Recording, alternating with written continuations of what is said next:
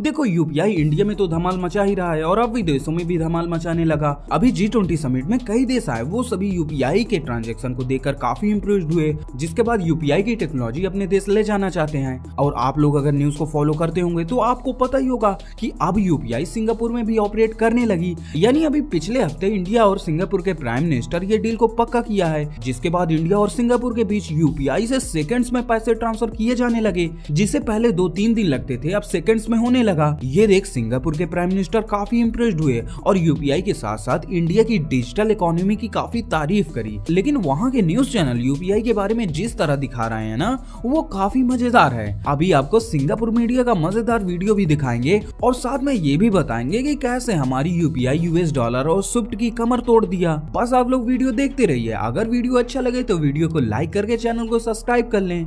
देखो अभी कुछ सालों से इंडिया की डिजिटल इकोनॉमी काफी बूम पर है और डिजिटल इकोनॉमी की बात करें तो आज इंडिया जितना ट्रांजैक्शन करता है ना, दुनिया का कोई देश उसके आसपास भी नहीं है, यहाँ तक कि अमेरिका और चाइना भी नहीं, क्योंकि हमारे यहाँ यूपीआई जैसे एक ब्रह्मास्त्र है जिसका तोड़ किसी भी देश के पास नहीं है। इसलिए दुनिया का हर देश इंडिया का यूपीआई सिस्टम अपने देश में अडॉप्ट करना चाहता है। अभी 40 से भी ज्यादा देश ये मान चुके हैं यूपीआई को अपने यहाँ इंटीग्रेट करने के लिए। लेकिन अभी जो पिछले हफ्ते न्यूज आई वो हर भारतीय के लिए किसी पर्व से कम नहीं थी। पहली बार इंडिया और सिंगापुर के बीच यूपीआई काम करना चालू कर दिया। ये इंडिया के यूपीआई सिस्टम को एडॉप्ट करने वाली पहली फॉरेन कंट्री बनी। देखो अभी जो सऊदी अरब, फ्रांस और भी कई देशों के साथ बातचीत चल रही है, इसको कुछ साल लग सकते हैं, लेकिन इंडिया के लिए पहली कंट्री बना सिंगापुर, जिसमें हम यूपीआई के जरिए पैसे ट्रांसफर कर सकते हैं। देखो पिछले हफ्ते इंडिया के प्राइम मिनिस्टर नरेंद्र मोदी और सिंगापुर के प्राइम मिनिस्टर ने इसको लाइव आके मीटिंग करते हुए इसका डेमो भी दिखाया गया, जिसके बाद सिंगापुर के प्राइम मिनिस्टर काफी इम्प्रेस्ड हुए। इन्होंने इंडिया की तारीफ की कि कैसे इंडिया कुछ ही सालों में डिजिटल इकोनॉमी का हब बन चुका है और आज इंडिया डिजिटल मनी ट्रांसफर के मामले में सबसे आगे निकल चुका है। इन्होंने ये भी बताया कि कैसे इंडिया के प्राइम मिनिस्टर नरेंद्र मोदी ने इस डील को करवाने के लिए अहम भूमिका निभाई थी। पहले आप इनकी ये छोटी सी वीडियो देख लीजिए, फिर हम आपको सिंगापुर मीडिया का शॉकिंग रिएक्शन दिखाते हैं। Honorable Shri Narendra Modi, Prime Minister of India, RBI Governor Mr. Shaktikanta Das, MAS Managing Director Mr. Ravi Menon, distinguished guests. I'm very happy to join you virtually for the launch of the real-time retail payment systems linkage between Singapore's PayNow and India's UPI, the Unified Payments Interface. The idea of linking PayNow and UPI was first conceived in 2018 when PM Modi visited Singapore. Since then, our two central banks have been working on this in earnest. And digital connectivity was also a key topic discussed at the inaugural India-Singapore Ministerial Roundtable, which was held in New Delhi last September. So I'm very glad that the PayNow UPI linkage has now become a reality. Cross-border retail payments and remittances between Singapore and India amount to over $1 billion annually. And over the years, we've progressively enhanced our cross-border payment connectivity. In 2018, Singapore's NETS worked with India's NPCI International Payments Limited to allow card and QR code payments between our two countries. And today, we are taking retail payments connectivity another step forward. The PayNow UPI linkage will offer cheaper, faster, and safer cross-border retail payments and remittances for businesses and individuals alike, directly between bank accounts or e-wallets.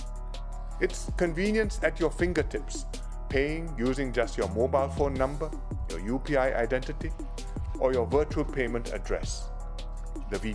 देखो Singapore के prime minister ने ही बताया कि UPI और पेनाउ digital economy का नया दौर ले आएंगे। देखो ये डील इंडिया के लिए काफी प्रॉफिटेबल है, क्योंकि हमारे और सिंगापुर के बीच में लगभग 1 बिलियन का ट्रांजैक्शन होता है, जिसमें ज्यादातर पैसा सिंगापुर से इंडिया ही आता है एज अ रेमिटेंस। यानी जो इंडियन सिंगापुर में काम करते हैं वो पैसे आराम से इंडिया में भेजते हैं। देखो अभी तक जो इंडियन सिंगापुर से पैसे इंडिया भेजते थे उनमें 4 से 6% का चार्ज कटता था और उसे यूएस की कंपनी ले जाती थी, जैसे स्विफ्ट, मास्टर कार्ड या वीजा। लेकिन अब ऐसा नहीं होगा और पैसे भी तुरंत आ जाएंगे, क्योंकि आप तो जानते हैं यूपीआई कितनी देर लगाता है पैसे ट्रांसफर करने के लिए, लगभग सेकंड्स। देखो भारत में इतना तेजी के साथ यूपीआई के थ्रू पैसे ट्रांसफर होते हैं, इसको लेकर हम ज्यादा सीरियस नहीं होते, लेकिन आप जानकर हैरान हो जाएंगे अमेरिका जैसे डेवलप कंट्रीज में 1-2 दिन लग जाते हैं अमाउंट को ट्रांसफर करने के लिए, लेकिन इंडिया की यूपीआई इसको सेकंड्स में कर देती है। और अब तो सिंगापुर से भी भारत में पैसे भेज पाएंगे। इसको जब सिंगापुर की मीडिया ने देखा उनका काफी गजब रिएक्शन आया,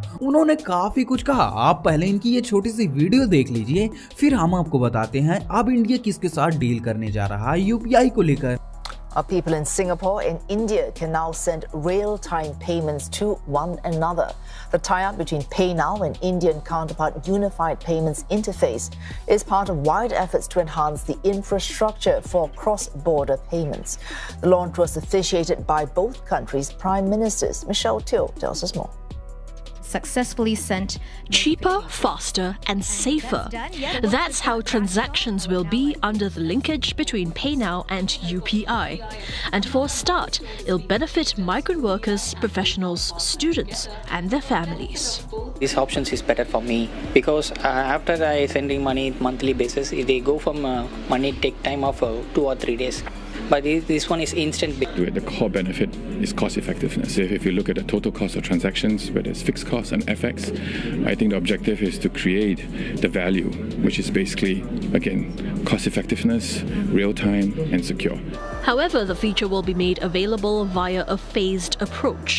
For now, selected customers of DBS Bank and fintech company Liquid Group can transfer up to 500 Singapore dollars a day. It'll then be extended by the end of March to all customers. The transaction amount will also be raised to 1,000 Singapore dollars a day. 6 banks in India are now under the scheme to send and receive funds. Cross-border retail payments and remittances between India and Singapore currently amount to over 1.3 billion Singapore dollars annually. And Prime Minister Lee Hsien Loong says the linkage will contribute to facilitating trade as well as people-to-people links between both countries. That's as more users and use cases are progressively added.